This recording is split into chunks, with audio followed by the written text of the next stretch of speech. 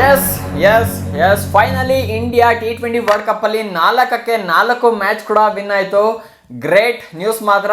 ಇವತ್ತಿನ ಮ್ಯಾಚ್ ಅಲ್ಲಿ ನಂಗೆ ಏನು ಅನ್ನಿಸ್ತು ಅಂದರೆ ಇಂಡಿಯಾ ಮತ್ತು ಪಾಕಿಸ್ತಾನ ಮ್ಯಾಚ್ಗಿಂತ ಇದೇ ಒಂಥರ ಹೈ ವೋಲ್ಟೇಜ್ ಮ್ಯಾಚ್ ಅನ್ನೋ ಫೀಲ್ ನಮಗೆ ಬಂತು. ಏನಕ್ಕೆ ಅಂದರೆ ಇಂಡಿಯಾ ಮತ್ತು ಪಾಕಿಸ್ತಾನಲ್ಲಿ ಇವ್ರೇನು ಕಾಂಪಿಟೇಷನ್ ಕೊಡಲಿಲ್ಲ. High rivalry match, big fight match, ಆ ಥರ ಈ ಥರ ಅಂತ ಏನೇನೋ ಅಂದ್ಕೊಂಡ್ಬಿಟ್ವಿ. ಅಲ್ಲಿ ನೋಡಿದರೆ ಈ ನನ್ನ ಮಕ್ಕಳು ಪಾಕಿಸ್ತಾನರು ಜಸ್ಟ್ 114ಕ್ಕೆ ಆಲ್ ಔಟ್ ಕೂಡ ಆದರು. ಆದರೆ ಇಲ್ಲಿ ನೋಡಿದರೆ ಜಸ್ಟ್ 17 ರನ್ನಿಂದ ಅಷ್ಟೇ ಲಾಸ್ ಆಗಿದ್ದು ನೆದರ್ಲ್ಯಾಂಡು. ಒಳ್ಳೆ ಕಾಂಪಿಟೇಷನ್ ಕೂಡ ಕೊಟ್ಟರು. ಲಾಸ್ಟ್ ತನಕ ಕೂಡ ಅಷ್ಟೇ. ಲಾಸ್ಟ್ 2 ಓವರ್ ಇದೆಯಲ್ಲ, ನೆದರ್ಲ್ಯಾಂಡ್ ಒಂಥರ ಬಾಯಿಗೆ ಬರ್ಸ್ಬಿಟ್ರು. ಹಾರ್ದಿಕ್ ಪಾಂಡ್ಯ ಅವರಂತೂ ಒಳ್ಳೆ 4ಗಳು ಕೂಡ ಬಂತು. ಫುಲ್ಲು ಹತ್ರಕ್ಕೆ ಬಂದ್ಬಿಟ್ರು. ಇನ್ನೇನು ಕಡಿಮೆ ರನ್ನ ಕೊಟ್ಟಿದ್ರು. ಇಂಡಿಯಾ ಅಂದರೆ ಈಸಿಗೆ ಚೇಸ್ ಕೂಡ ಆಗ್ಬಿಡೋದು. ಸೊ ಇನ್ನೊಂದು ನಮಗೆ ಏನು ಇವತ್ತು ಬ್ಯಾಡ್ ನ್ಯೂಸ್ ಅಂದರೆ ಅಭಿಷೇಕ್ ಶರ್ಮನ್ ಫಾರ್ಮ್ ಏನು ಗುರು ಕರ್ಮ ಅರ್ಥನೇ ಆಗ್ತಾ ಇಲ್ಲ. ಅತ್ಲಾಗೆ ಕಂಟಿನ್ಯೂಸ್ಗೆ 3 ಮ್ಯಾಚು ಫ್ಲಾಪ್ ಆಗಿರೋದು ಮನುಷ್ಯ. ಇಂಡಿಯಾ ಮತ್ತು ನ್ಯೂಜಿಲೆಂಡಲ್ಲಿ ಆಡಿರೋ ಪ್ಲೇಯರ್ ಯಾರು? ಇದರಲ್ಲಿ ಯಾವುದಪ್ಪ ಇದು ಇಂಡಿಯಾ ಮತ್ತು ಸೌತ್ ಆಫ್ರಿಕಾದಲ್ಲಿ ಒಂದು ಇದೈತಲ್ಲ ವಾರ್ಮ್ ಅಪ್ ಮ್ಯಾಚು, ಅವಾಗಲೂ ಕೂಡ ಚೆಚ್ಚಿ ಕೆಡವಿದಂಥ player Abhishek Sharma. T20 world cup main series ಅಲ್ಲ ಈ ತರ ಫ್ಲಾಪ್ ಆಗ್ಬಿಟ್ರೆ ಏನ್ ಕತೆ ಗುರು? USA ಮ್ಯಾಚಲ್ಲಿ ಫ್ಲಾಪಾ, ಅದಾದ್ಮೇಲೆ ಪಾಕಿಸ್ತಾನ ಮ್ಯಾಚಲ್ಲಿ ಕೂಡ ಫ್ಲಾಪಾ. ಅದ್ರಲ್ಲಂತೂ ಒಂದು ಒಳ್ಳೆ ಹೊಪ್ಪನ ಕೂಡ ಇಟ್ಕೊಂಡಿದ್ವಿ. ಕಡಿಮೆ ಅಂದ್ರೆ ಗುರು 50 ರನ್ ಅಂತೂ ಬಂದೇ ಬರುತ್ತೆ ಅಭಿಷೇಕ್ ಶರ್ಮಾ ಇಂದ ಅಂತ ಎಕ್ಸ್ಪೆಕ್ಟ್ ಕೂಡ ಮಾಡಿದ್ವಿ. ಅಲ್ಲೂ ಕೂಡ ಫ್ಲಾಪು. ಇವತ್ತಿನ ಮ್ಯಾಚ್ ಅಂತೂ ಫುಲ್ಲು ಫ್ಲಾಪು. 3 ಬಾಲನ್ನು ಆಡಿದ್ದು, ಅದಾದ್ಮೇಲೆ ಡೈರೆಕ್ಟ್ ವಿಕೆಟು, ಔಟ್. ಏನಾಗ್ತಿದೆ ಅನ್ನೋದೇ ಗೊತ್ತಾಗ್ತಿಲ್ಲ ಅಭಿಷೇಕ್ ಶರ್ಮಾಗೆ. ಐ ಥಿಂಕ್ ನಜರ್ ಈಸ್ ರಿಯಲ್ ಅನ್ಸುತ್ತೆ. ಅಂದರೆ ಕಣ್ಣು ಬಿದ್ದು ಹಂಗೆ ಆಗ್ಬಿಡ್ತೇನೋ, ಯಾರಿಗೆ ಗೊತ್ತು, ಹೇಳಂಗಿಲ್ಲ. ಏನಕ್ಕಂದ್ರೆ ತುಂಬ ಜನ ಮಾತಾಡ್ತಿದ್ರು ಅಭಿಷೇಕ್ ಶರ್ಮಾ ಒಬ್ಬನೇ ನಿಂತ್ಕೊಂಡು ಆಡ್ತಾನೆ ಹಾಗೆ ಹೀಗೆ ಅಂತ ಭಾಳ ಮಾತಾಡ್ತಾ ಇದ್ರು.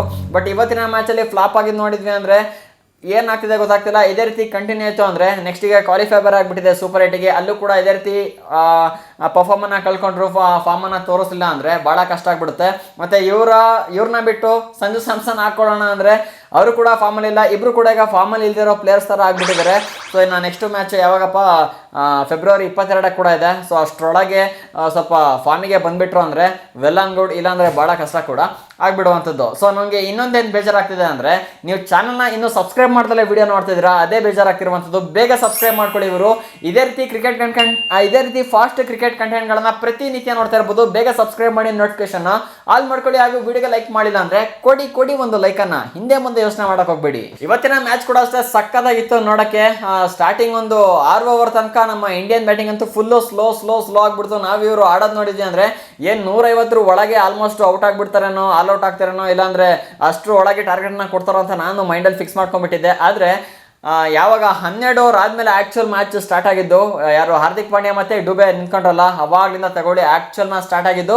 ಒಳ್ಳೆ ಮ್ಯಾಚ್ ನಮಗೆ ನೋಡೋಕ್ಕೆ ಸಿಕ್ತು ಇವತ್ತಿನ ದಿನ. ಅದಾದಮೇಲೆ ಸ್ಟಾರ್ಟಿಂಗ್ ಇವತ್ತು ಅಭಿಷೇಕ್ ಶರ್ಮಾ ಫ್ಲಾಪು, ಅದಾದಮೇಲೆ ತಿಲಕ್ ವರ್ಮಾ ಕೂಡ ಅಷ್ಟೇ ಅಂಥ ಫಾರ್ಮಲ್ಲಿ ಕೂಡ ಅವರು ಕೂಡ ಕಾಣಲಿಲ್ಲ. ಅದಾದಮೇಲೆ ಲಾಸ್ಟ್ ಪಾಕಿಸ್ತಾನ ಮ್ಯಾಚಲ್ಲಿ ಕೂಡ ಅಷ್ಟೇ 31 ರನ್ನಿಗೆ ಔಟ್ ಕೂಡ ಆಗಿದ್ರು. ಅದಾದಮೇಲೆ ಸೂರ್ಯಕುಮಾರ್ ಯಾದವ್ ಕೂಡ ಅಷ್ಟೇ ಇವತ್ತಿನ ಮ್ಯಾಚಲ್ಲಿ ಕೇವಲ 28 ಬಾಲಿಗೆ 34 ರನ್ನ ಕೂಡ ಹೊಡೆದಿರುವಂಥದ್ದು. ಆ್ಯಕ್ಚುಲಿ ಸೂರ್ಯಕುಮಾರ್ ಯಾದವ್ 8ನೇ ಓವರಿಗೆ ಔಟ್ ಕೂಡ ಆಗಿತ್ತು. ಒಂದು ಲಾಂಗ್ ಆಫ್ ಹೊಡೆದ್ರು, ಅದಾದ್ಮೇಲೆ ಕ್ಯಾಚನ್ನು ಡ್ರಾಪ್ ಕೂಡ ಮಾಡಿದ್ದು ನೆದರ್ಲ್ಯಾಂಡ್ ಪ್ಲೇಯರು.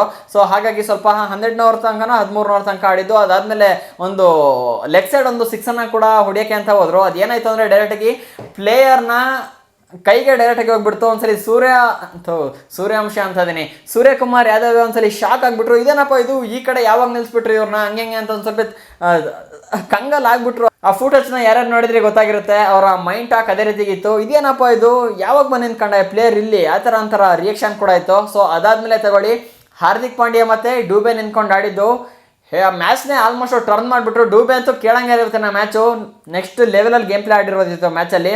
ಕೇವಲ 31 ಬಾಲಿಗೆ 66 ರನ್ನ ಕೂಡ ಹೊಡೆದಿರುವಂಥದ್ದು. 4 4 6 6 ಕೂಡ ಕೂರಿಸಿರುವಂಥದ್ದು. ಕರೆಕ್ಟಾಗಿ 6 ಕರೆಕ್ಟಾಗಿ ಹೊಡೆದ್ಬಿಟ್ಟಿದ್ದಾರೆ. ಅದು 212 ಸ್ಟ್ರೈಕ್ ರೇಟಲ್ಲಿ ಗೇಮನ್ನು ಕೂಡ ಆಡಿರುವಂಥದ್ದು. ನೆಕ್ಸ್ಟ್ ಲೆವೆಲ್ ಬ್ಯಾಟಿಂಗ್ ಅಂದ್ಕೊಳ್ಳಿ. ಆಲ್ಮೋಸ್ಟ್ ಇವತ್ತು ಗೇಮನ್ನು ಚೇಂಜ್ ಮಾಡೋದೇ ಡುಬೆ, ಇಲ್ಲಾಂದರೆ ತುಂಬ ಲೋ ಸ್ಕೋರ್ ಕೂಡ ಕೊಟ್ಬಿಡೋರು. ಅದಾದ್ಮೇಲೆ ನೆದರ್ಲ್ಯಾಂಡ್ ಈಸಿಯಾಗಿ ಚೇಸ್ ಕೂಡ ಮಾಡಿಬಿಡೋರು ಅನ್ಸುತ್ತೆ ಇವತ್ತು. ಅದಾದ್ಮೇಲೆ ಹಾರ್ದಿಕ್ ಪಾಂಡ್ಯ ಕೂಡ ಅಷ್ಟೇ ಒಳ್ಳೆ ಗೇಮನ್ನು ಕೂಡ ಆಡಿದ್ದಾರೆ. 21 ಬಾಲಿಗೆ 30 ರನ್ನ ಕೂಡ ಕೊಟ್ಟಿರುವಂಥದ್ದು. ಅದಾದ್ಮೇಲೆ ರಿಂಕು ಸಿಂಗ್ ಬಂದಮೇಲೆ ಒಂದು 6 ಹೊಡೆದ್ರಲ್ಲ, ನೆಕ್ಸ್ಟ್ ಲೆವೆಲ್ 6 ಗುರು. ಮಾತ್ರ ಅದು ಕಂಗಲ್ ಆಗೋಗ್ಬಿಟ್ಟೆ. ನಾನು ಯಾವ ಥರ ಬರ್ತದಂಗೆ ಒಂದು 6, ಐ ಥಿಂಕ್ ಫಸ್ಟ್ ಬಾಲಿನ ವೇಸ್ಟ್ ಮಾಡಿದ್ದು. ಅದಾದ್ಮೇಲೆ 2ನೇ ಬಾಲಿನೂ ಫುಲ್ 6. ಅದಾದ್ಮೇಲೆ ಇನ್ನೊಂದು ಹೇಳೋದು ಮಾಡ್ತೆ, ಡೂಬೆದು ಲಾಸ್ಟ್ ಓವರ್ ಇತ್ತಲ್ಲ 19ನೇ ಓವರು, ಅದಂತೂ ನೆಕ್ಸ್ಟ್ ಲೆವೆಲಲ್ಲಿ ಕ್ಯಾಚ್ ಹಿಡಿದು ಯಾರು ವ್ಯಾನ್ ಡರ್ ಗುಟನ್ ಅಂತ ಈ ಪ್ಲೇಯರ್ಸ್ ನೇಮೇ ನೆನ್ಪಿಟ್ಕೊಳಕ್ಕಾಗಲ್ಲ ಗುರು. ವ್ಯಾನ್ ಡರ್ ಗುಟನ್ ಅನ್ಸುತ್ತೆ ಕ್ಯಾಚ್ ಹಿಡಿದಿದ್ದು. ಅಂದರೆ ಬೌಂಡ್ರಿಗೆ ಹೋಗಿ ಮತ್ತೆ ಅಂದರೆ ಬಾಲನ್ನು ಥ್ರೋ ಮಾಡಿ ಕ್ಯಾಚನ್ನು ಹಿಡಿದಿದ್ದು. ಲಾಸ್ಟ್ ಮ್ಯಾಚಲ್ಲಿ ಶ್ರೀಲಂಕಾ ಮ್ಯಾಚಲ್ಲಿ ಒಂದು ಸೂಪರ್ ಆದ ಕ್ಯಾಚನ್ನು ನೋಡೋಕೆ ಸಿಕ್ಕಿತ್ತು ಪತುಮ್ ನಿಸಾಂಕ. ನೆಕ್ಸ್ಟ್ ಲೆವೆಲಲ್ಲಿ ಕ್ಯಾಚನ್ನು ಕೂಡ ಹಿಡಿದಿದ್ದು. ಈ ಮ್ಯಾಚಲ್ಲಿ ಕೂಡ ಅಷ್ಟೇ ಒಂದು ಒಳ್ಳೆ ಕ್ಯಾಚನ್ನು ಕೂಡ ನೋಡೋಕೆ ಸಿಕ್ಕಿದೆ ನಮಗೆ. ಅದಾದ್ಮೇಲೆ ಟೋಟಲ್ ಆಗಿ ಇಲ್ಲಿ ಇಂಡಿಯಾದವರು 193 ಟಾರ್ಗೆಟ್ನ ಕೂಡ ಕೊಟ್ಟರು. ಅದಾದ್ಮೇಲೆ ನೆದರ್ಲ್ಯಾಂಡ್ನ ಇನ್ನಿಂಗ್ಸ್ ಸ್ಟಾರ್ಟ್ ಆಯ್ತಲ್ಲ, ಅದರಲ್ಲಿ ಸ್ಟಾರ್ಟಿಂಗ್ ಯಾರು ಕೂಡ ಅಷ್ಟು ಪರ್ಫಾರ್ಮ್ ಕೂಡ ಮಾಡಿಲ್ಲ. ಎಲ್ಲ ಕೂಡ 13, 20, 24 ಈ ಥರ ರನ್ನ ಕೂಡ ಹೊಡೆದಿದ್ದಾರೆ. ಲಾಸ್ಟ್ ಒಂದು 3-4 ಓವರ್ ಇತ್ತಲ್ಲಪ್ಪ, ಅಲ್ಲಿ ಮ್ಯಾಚ್ ಚೇಂಜ್ ಆಗಿದ್ದು. ಹಾರ್ದಿಕ್ ಪಾಂಡ್ಯ ಓವರ್ ಅಂತೂ ಕಂಪ್ಲೀಟ್ ಚೇಂಜ್ ಇಲ್ಲಿ. ಅದಾದ್ಮೇಲೆ ನೆದರ್ಲ್ಯಾಂಡ್ ಕಡೆಯಿಂದ ಲೀಡೆ 33 ರನ್ನ ಕೂಡ ಕಾಂಟ್ರಿಬ್ಯೂಷನ್ ಕೂಡ ಮಾಡಿದ್ರೆ. ಅದಾದ್ಮೇಲೆ ಯಾರು ಕೂಡ ಅಷ್ಟು ಪರ್ಫಾರ್ಮ್ ಕೂಡ ಮಾಡಿಲ್ಲ. 23-0, 15 ಈ ತರ ರನ್ನ ಕೂಡ ಹೊಡೆದಿರುವಂತದ್ದು. ಲಾಸ್ಟಿಗೆ ನಿಂತ್ಕೊಂಡು ಆಡಿದ್ದು ಯಾರು, ಕ್ಯಾಚೆಟ್ ಮತ್ತೆ ಕ್ರೋಜೋ ಗೇಮ್ ನ ಸ್ವಲ್ಪ ಟರ್ನ್ ಕೂಡ ಮಾಡಿದ್ರು. ಲಾಸ್ಟ್ ಓವರಿಗೆ ಸುಮಾರು 6 ಬಾಲ್ಗೆ 28 ರನ್ನ ಕೂಡ ಬೇಕಿತ್ತು. ಮತ್ತೆ ಲಾಸ್ಟ್ ಓವರ್ ಅಲ್ಲಿ 2 ಕ್ಯಾಚ್ ಅನ್ನ ಡ್ರಾಪ್ ಕೂಡ ಮಾಡಿದ್ದು. ಒಂದು ರಿಂಕು ಸಿಂಗ್ ಮತ್ತೆ ಸೂರ್ಯ ಕುಮಾರ್ ಯಾದವ್ ಕ್ಯಾಚ್ ಅನ್ನ ಹಿಡಿಯಕ್ಕೆ ಹೋಗಿ ಅದನ್ನೊಂದು ಡ್ರಾಪ್ ಕೂಡ ಮಾಡಿದ್ರು. ಅದಾದ್ಮೇಲೆ 2ನೇ ಕ್ಯಾಚು ತಿಲಕ್ ವರ್ಮನ್ ಕೈಗೆ ಕೂಡ ಆಗಿತ್ತು, ಅದನ್ನ ಕೂಡ ಡೈರೆಕ್ಟ್ ಡ್ರಾಪ್ ಕೂಡ ಮಾಡಿದ್ರು. ಅದಾದ್ಮೇಲೆ 3ನೇ ಕ್ಯಾಚು ಡೈರೆಕ್ಟ್ ಆಗಿ ಯಾರು ಶಿವಮ್ ಡುಬೆ ಕ್ಯಾಚ್ ಅನ್ನ ಕೂಡ ಹಿಡಿದು ಟೋಟಲ್ ಆಗಿ ನೆದರ್ಲ್ಯಾಂಡ್ ಇಲ್ಲಿ 17 ರನ್ ಇಂದ ಇಲ್ಲಿ ಸೋಲ್ಬೇಕಾಯ್ತು. ಅದಾದ್ಮೇಲೆ 18ನೇ ಓವರ್ ಅಂತೂ ಫುಲ್ ಕಾಸ್ಟ್ಲಿ ಮಾಡಿಬಿಟ್ರು ಹಾರ್ದಿಕ್ ಪಾಂಡ್ಯ. ಏನು ರನ್ ಅನ್ನ ಕೊಟ್ಟಿದ್ರಲ್ಲ ವಾಪಸ್ ನೆದರ್ಲ್ಯಾಂಡ್ಗೆ ವಾಪಸ್ ಮಾಡಿಬಿಟ್ಟಿರುವಂತದ್ದು. ತಗೊಳ್ಳಿ ಅನ್ನಂಗೆ. ಮತ್ತೆ ಇವತ್ತು ವರುಣ್ ಚಕ್ರವರ್ತಿಯ ಬೌಲಿಂಗ್ ಕೂಡ ಅಷ್ಟೇ ನೆಕ್ಸ್ಟ್ ಲೆವೆಲ್ ಬೌಲಿಂಗ್ ಮಾತ್ರ. ಟೋಟಲ್ ಗೆ 3 ವಿಕೆಟ್ ನ ತೆಗೆದಿರುವಂತದ್ದು ಸ್ವಾಮಿ. ಅದಾದ್ಮೇಲೆ ಬ್ಯಾಕ್ ಟು ಬ್ಯಾಕ್ 2 ವಿಕೆಟ್ ಯಾವುದೊಂದು ಓವರ್ ಅಲ್ಲಿ ನೋಡಿದೆ, ಬಟ್ ಅದು ನೆನಪಾಗ್ತಾ ಇಲ್ಲ.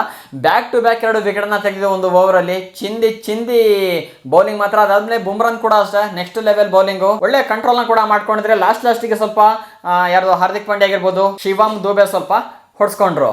ಸೊ ಏನೇ ಆಗಲಿ, ಪಾಕಿಸ್ತಾನಕ್ಕೆ ಹೋಲಿಸ್ಕೊಂಡ್ವಿ ಅಂದರೆ ಇವತ್ತಿನ ಮ್ಯಾಚ್ ಎಷ್ಟೋ ಬೆಟರ್ ಆಗಿತ್ತು. ಏನಕ್ಕೆ ಪಾಕಿಸ್ತಾನ T20 ವರ್ಲ್ಡ್ ಕಪ್ ಅಲ್ಲಿ ಇದಾರೆ ಗೊತ್ತಿಲ್ಲ. ಇವತ್ತು ನೀವು ನೋಡಿದ್ರಲ್ಲ ಮ್ಯಾಚು, ನಮೀಬಿಯಾ ಮತ್ತೆ ಪಾಕಿಸ್ತಾನ ಮ್ಯಾಚ್ ಆಯ್ತಲ್ಲ, ಇಂಥ ವೀಕ್ ಟೀಮ್ಗಳು ಸಿಕ್ಬಿಟ್ರೆ ಚಚ್ಚು ಬಿಡ್ತಾರೆ ಹಾಕೊಂಡು. ಅದೇ ಇಂಡಿಯಾ, ಸೌತ್ ಆಫ್ರಿಕಾ ಈ ಥರ ಒಂದು ಸ್ಟ್ರಾಂಗ್ ಟೀಮ್ಗಳು ಸಿಗಲಿ, ಎಲ್ಲ ಆಡೋದು ಕರ್ಮ ಬೇಗ ಉದ್ರೋಗ್ಬಿಡ್ತಾರೆ. ಈಗ ಕ್ವಾಲಿಫೈ ಕೂಡ ಆಗಿದ್ದಾರೆ ಸೂಪರ್ 8ಗೆ. ನೋಡಬೇಕು ಅಲ್ಲಿ ಯಾವ ಥರ ಪರ್ಫಾರ್ಮ್ ಮಾಡ್ತಾರೆ ಅಂತ. ಮತ್ತೆ ಇಂಡಿಯಾ ಮತ್ತೆ ಸೌತ್ ಆಫ್ರಿಕಾ ಮ್ಯಾಚ್ ಕೂಡ ಇರುವಂಥದ್ದು. ಫಸ್ಟು ಸೂಪರ್ 8 ಕ್ವಾಲಿಫೈ ಮ್ಯಾಚ್ ಕೂಡ ಇದೆ, ಯಾವಾಗ ಫೆಬ್ರವರಿ 22ಕ್ಕೆ. ನೋಡಬೇಕು ಯಾವ ಥರ ಪರ್ಫಾರ್ಮ್ ಮಾಡ್ತಾರೆ ಅಂತ. ಗುರು ಅಭಿಷೇಕ್ ಶರ್ಮಾ ದಯವಿಟ್ಟು ಫಾರ್ಮಿಗೆ ಬಾಗುರು, ಆಡಲೇಬೇಕು ಈ ಸಲ T20 ವರ್ಲ್ಡ್ ಕಪ್ಪನ್ನು ಹೊಡಿಲೇಬೇಕು. ಇಟ್ಕೊಂಡಿದ್ದೀವಿ ನಾವೆಲ್ಲ ಒಂದು ಕನ್ಸು ಇಟ್ಕೊಂಡಿದ್ದೀವಿ, ಸ್ವಲ್ಪ ಮಾಡಿಬಿಡಿ ಅದನ್ನು. ಸೊ ಏನಾಗುತ್ತೆ ಅಂತ ನೀವು ಕಾಮೆಂಟ್ ಮಾಡಿ. ಇವತ್ತಿನ ಮ್ಯಾಚ್ ನಿಮಗೆ ಹೇಗೆ ಅನಿಸ್ತು ಅಂತ ಅದನ್ನು ಕೂಡ ಕಾಮೆಂಟ್ ಮಾಡಿ. ಇದೇ ರೀತಿ ಹೆಚ್ಚಿನ ಕಂಟೆಂಟ್ಗಾಗಿ ಚಾನಲ್ ಈಗಲೇ ಸಬ್ಸ್ಕ್ರೈಬ್ ಮಾಡ್ಕೊಳ್ಳಿ. ಸಿಗೋಣ ಮುಂದಿನ ವಿಡಿಯೋದಲ್ಲಿ. ಜೈ ಹಿಂದ್, ಒಂದೇ ಮಾತರಂ.